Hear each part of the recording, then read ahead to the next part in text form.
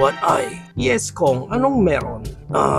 Gusto ko sana maglaro tayo ng pitik bulag. Pitik bulag? Hindi mo ba nakitang bulag na nga yung isa kong mata? Tapos, hahamunin mo pa akong pitik bulag? Okay lang yun. May mga rules naman tayo. Aba, nakuha mo pang mag-rules. Anong rules yan? Simple lang. Una, ako mauunang pipitik. Pangalawa, ito gagamitin kong pangpitik. Pangatlo, dyan ako sa left eye mo pipitik.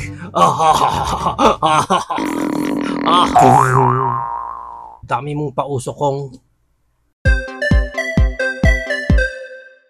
And ito ang toy na re-review natin for today. This is the Monsterverse Godzilla Kong, the New Empire One Eye. Now, as you can see, ganitong klaseng packaging nga meron siya dyan sa harap. Medyo nagtataka lang ako kasi yung picture dito ni One Eye, parang kompleto naman yung mata niya.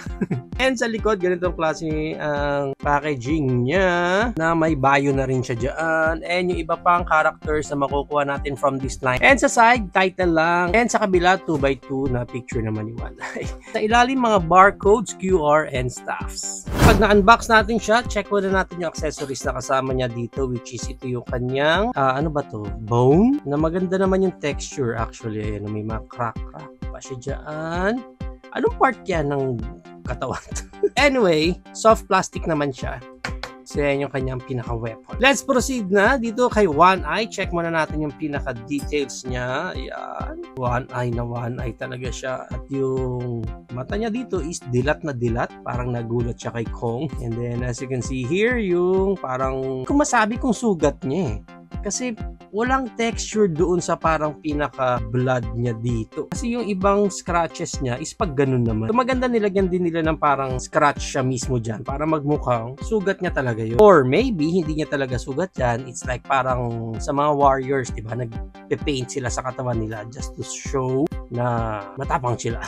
Anyway, ito pa yung ibang details niya. Ganda yung texture niya kasi may mga balahibo texture talaga siya dyan. Overall, yung paint niya for me, sakto lang naman. I'm not expecting medyo striking na paint pa sa kanya kasi he's a secondary character lang naman. Hindi naman siya yung pinakabida. Pero overall, maganda yung texture na binigay nila dito kay One Eye sa top ng ulo niya, ilalim niya.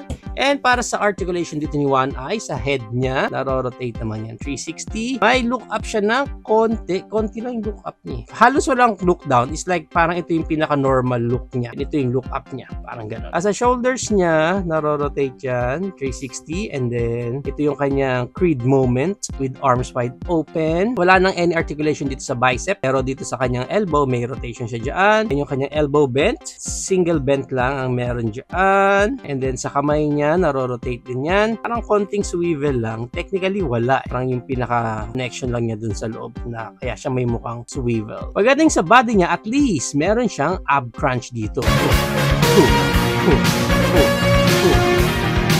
And of course, naro-rotate din natin yan. Okay, maganda yung waist articulation niya dito. Sobrang ganda, medyo loose na siya.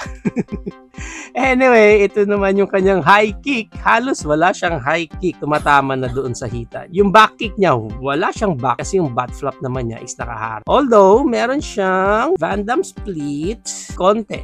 Ayan, no? Parang letter V lang yung split niya dito. And then, kailangan mo pang itagilid yung legs niya para magawa mo yung split niya. Kasi nga, medyo ma-chunky yung legs niya dito. That's why nagkakaroon ng limitation yung pinaka-articulation niya dyan sa legs. Sunod na articulation niya is dito na sa kanyang knees, which is single joint lang din yung sa knees niya. Pero naro-rotate naman yan. Then sa paa, wala na any articulation. Now, subukan naman natin sa kanya yung weapon niya.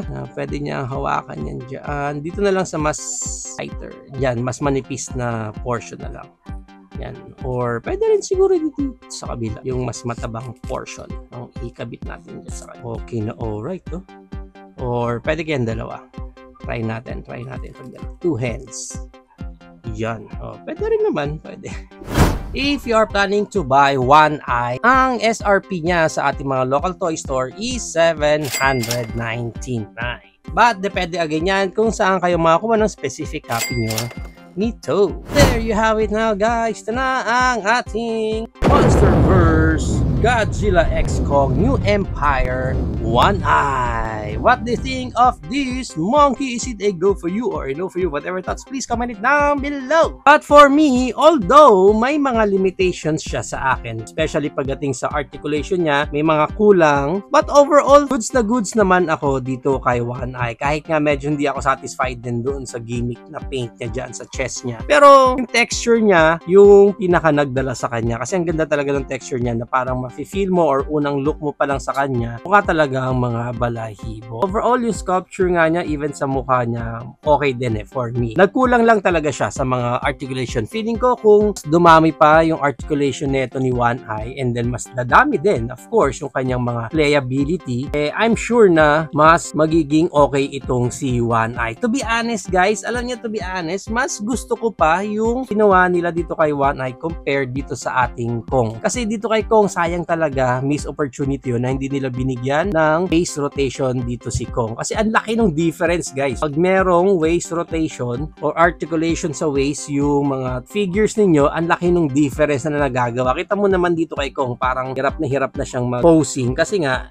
super duper limited yung nangyayari sa kanya. Pero dito kay One Eye, mas maganda pa tuloy yung playability niya. Kaya for me, kahit na secondary character lang ito, hindi naman siya gaanong importante doon sa movie. When it comes dito sa figure niya, I think itong si One Eye is isa sa mga okay na nilabas sa Monsterverse.